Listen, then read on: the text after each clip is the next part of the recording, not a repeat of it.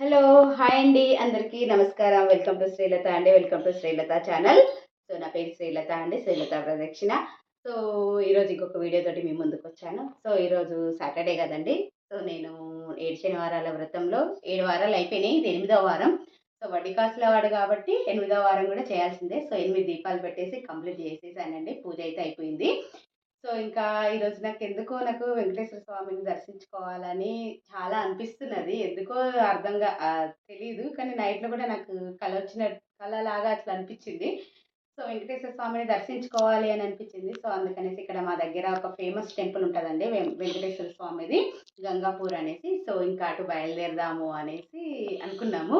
So ఇంకా పూజ అంతా అయిపోయింది. సో అన్నీ సెట్ చేసేసాను. సో ఇప్పుడు నేను టెంపుల్‌కెళ్తున్నాను. సో మీకు ఆ టెంపుల్ కూడా నేను చూపిస్తాను. సో ఇంకా నా ఛానల్‌ని ఫాలో అయిపోండి. నా ఛానల్ సబ్స్క్రైబ్ చేసుకోండి. నా ఛానల్ కింద లింక్ వస్తదండి. నా ఛానల్ కింద సబ్స్క్రైబ్ వస్తది. సో ఆ సబ్స్క్రైబ్‌ని క్లిక్ చేస్తే బెల్ ఐకాన్ వస్తది. ఆ బెల్ ఐకాన్‌ని క్లిక్ చేస్తే నేను ఏ వీడియో చేసినా కూడా మీకు నోటిఫికేషన్ రూపంలో వస్తది. సో చలో అండి. ఇంకా నేను మీకు టెంపుల్ చూపిస్తాను. నా అదేంటి మన నా ట్రావెలింగ్ గూడా చూపిస్తాను. సో ఇంకొకటి మీకు చెప్పాలండి. సో ఇంకా నేను కార్‌లో వెళ్తున్నాను. సో ఇంకా ఇది ఎందుకు చెప్తున్నానంటే, ఇంతకుముందు నాకు ఎటైనా ఎళ్ళాలి అంటే అబ్బా అనిపిచ్చేది. వాటర్ బాటిల్లు, ఇంత పెద్ద హ్యాండ్ బ్యాగ్ ఉండేదండి. సీరియస్‌లీ ఇట్లా వేస్తే ఈ భుజమంతా నొప్పొచ్చేది. హ్యాండ్ బ్యాగ్, వాటర్ బాటిల్, మన అదేంటి లంచ్ బాక్స్‌లా, స్నాక్స్ బాక్స్‌లా అవన్నీ తీసుకొనెళ్ళేదాన్ని. ఎందుకంటే మా పాప చిన్నది కాబట్టి బయట ఫుడ్ నేను ఎక్కువ పెట్టను కాబట్టి ఇంక అవన్నీ పట్టుకొని వెళ్ళేదాన్ని. ఇదంతా పెయిన్ వచ్చేదండి. సో ఇప్పుడు అలాంటిది ఏం లేదు. వాటర్ బాటిల్స్ అన్నీ ఇంకా అందులో కార్‌లో పెట్టేసి, ఇంకేమైనా కావాలి స్నాక్స్ బాక్స్‌లో ఏమైనా కావాలంటే కార్‌లో పెట్టేస్తే అయిపోయిందండి. జాలీగా వెళ్ళిపోవచ్చు. సో అది అండి. సో అందుకనేసి ఎప్పటికీ మనకంటూ ఒక వెహికల్ ఉండాలండి ఖచ్చితంగా.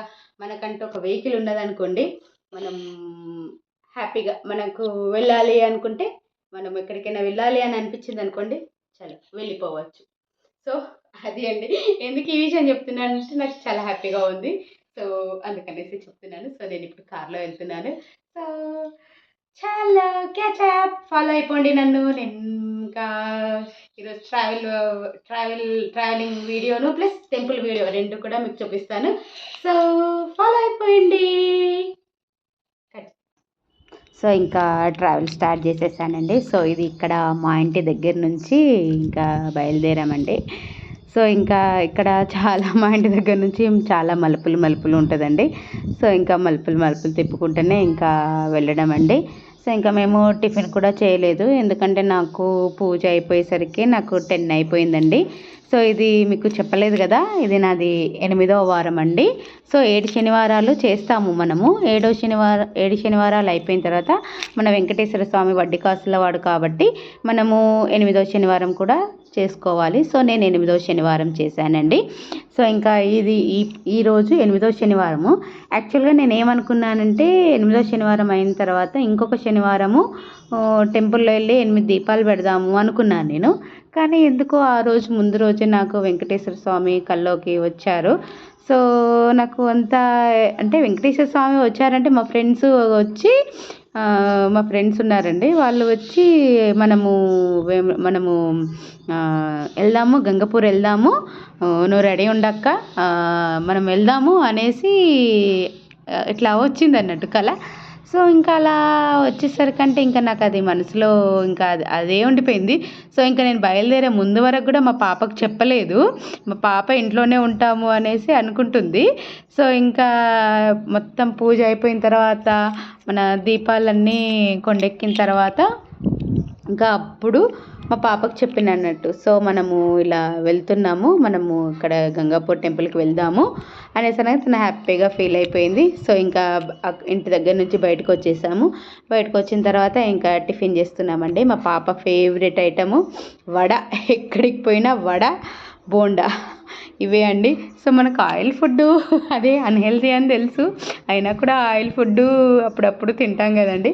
సో ఇంకా మేము తినేసి పెట్రోల్ కొట్టించేసామండి. పెట్రోల్ కొట్టించేసి ఇంకా హైవే ఎక్కినామండి. సో ఇంకా మాకు ఇక్కడ హైవే ఉంటుంది, మాకు హైవే టు మహారాష్ట్ర వరకు వెళ్తుందండి. సో ఇది 4 వే అన్నట్టు.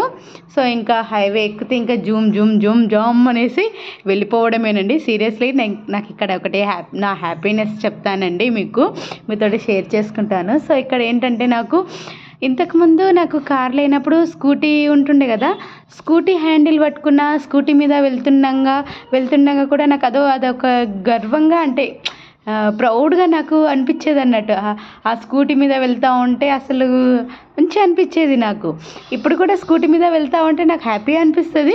ఇంక ఇప్పుడు కార్ వచ్చింది కదా, ఇంకా కార్లో కూర్చొని స్టీరింగ్ పట్టుకున్నామంటే అసలు హ్యాపీనెస్ అనేది అసలు వేరే లెవెల్ అండి. అదేంటి, లైఫ్ అంటే సాటిస్ఫాక్షన్ ఉండాలా అని అంటారు చూసారా. సో అలాంటిది నాకు అసలు కార్లో నా డ్రైవింగ్ తోటి నేను వెళ్ళడం అనేది అసలు అది సూపర్ ఫీలింగ్ అండి. నాకైతే చాలా హ్యాపీగా ఉంటుంది. చేతిలో స్టీరింగ్ వచ్చింది అంటే కథం అండి. అసలు నాకు నా చేతిలో కార్ తాళాలు ఉన్నాయి అంటేనే నాకు అదొక హ్యాపీనెస్ అన్నట్టు.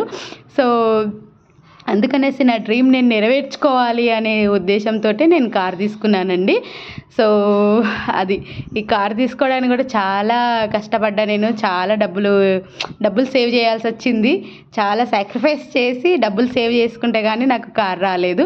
సో మీకు ఒకవేళ నేను కార్ ఎలా కొనుక్కున్నాను, డబ్బులు ఏ విధంగా సేవ్ చేసి ఏ విధంగా నేను డబ్బులు మేనేజ్ చేసుకొని కార్ తీసుకున్నాను అనేది మీకు కావాలి అంటే కింద కామెంట్ చేయండి, నేను ఆ వీడియో కూడా చేస్తాను.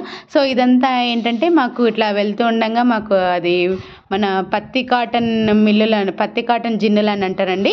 సో అవి వస్తాయండి, అంటే పత్తి వెళ్తుంది కదండి. సో ఆ పత్తి తీసుకొచ్చి ఇక్కడ అమ్ముతారండి. సో ఇవి సో మా సైడ్ ఎక్కువగా పత్తి పండిస్తారండి, పత్తి జొన్నలు అవి పండిస్తారు. సో ఇంకా అవి అన్నట్టు ఇంకా ఇలా వెళ్తూ ఉంటే కొన్ని ఫ్యాక్టరీలు కనబడతాయి, కొన్ని మన ఇప్పుడు వర్షాకాలం స్టార్టింగ్ కాబట్టి అందరూ చేన్లలో మన విత్తనాలు వేయడము, మన దున్నడము అటువంటివి ఉన్నాయండి. మనకు రోడ్డు పక్కకు అన్నీ చేన్లే ఉంటాయి ఎక్కువగా దాదాపుగా. సో ఇంకా మేము వచ్చేసామండి గంగాపూర్కి. సో ఇది రైల్వే ట్రాక్ అండి గంగాపూర్కి. సో ఇది రైల్వే ట్రాక్ దాటితే ఇంకా ఊరేనండి. ఊరు దాటిన తర్వాత టెంపుల్ వస్తుంది. సో ఇక్కడ కొంచెం నాకు ప్రాబ్లమేటిక్గా అయిందండి. కొంచెం కారు నాకు అది ఆ ట్రాక్ చూడగానే కొంచెం భయమైంది. సో కొంచెం మెల్లమెల్లగా తీయాల్సి వచ్చింది. సో ఇంకా చేస్తున్నాను మెల్లమెల్లగా. సో ఇంకా అలా మెల్లమెల్లగా ఇంకా డ్రైవింగ్ మంచిగానే చేస్తున్నాను నేను. కానీ కొంచెం అది రైలు పట్టాలు రాగానే కొంచెం భయం వేసింది. సో రైల్వే ట్రాక్ రాగానే కొంచెం భయం వేసింది. అదే టెన్షన్ చెప్తున్నా మా పాపతోటి. సో ఇంకా ఇది గంగాపూర్కి వెళ్ళే రోడ్ అండి. సో ఇది 1 వేనే ఉంటుంది, కొంచెం ఇక చూసుకొని వెళ్ళాలి. 1 వేనే ఉంటుంది ఇది. తర్వాత మళ్ళీ మీకు చెప్తున్నాను కదా, హ్యాపీనెస్ చాలా హ్యాపీగా ఉంటుందండి సీరియస్లీ.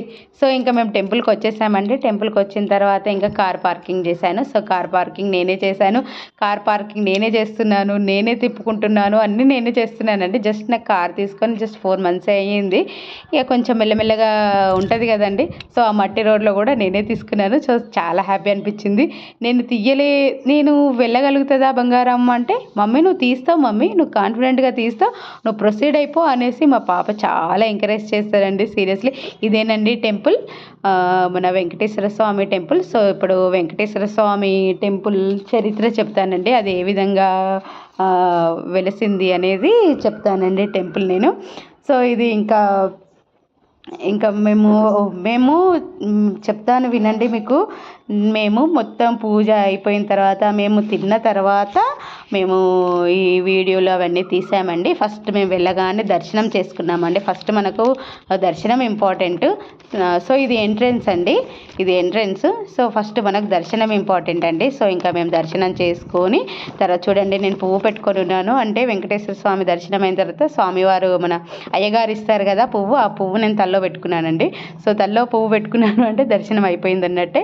సో ఇంకా దర్శనం అయిపోయిన తర్వాత మేము అక్కడ భోజనాలు చేసిన తర్వాత అప్పుడు మేము ఇది వీడియోస్ అనేవి తీసుకున్నామండి. సో ఇది ఎక్కడున్నదంటే కొమరంభీం జిల్లా రెబ్బెన మండలంలోని గంగాపూర్ గ్రామంలో ఉందండి. ఈ ఆలయం చాలా పురాతనమైనదండి. సో ఇక్కడ ఒక ఆయన ఉండేవారు. ఆయన పేరేంటంటే ముమ్మడి పోతాజీ అనే ఆయన ఉండేవారు. ఆయన వెంకటేశ్వర స్వామికి చాలా భక్తుడండి, చాలా పరమ భక్తుడు అంటారు. సో ఆయన ప్రతి సంవత్సరం తిరుమల వెళ్ళి స్వామివారిని దర్శించుకునేవారు.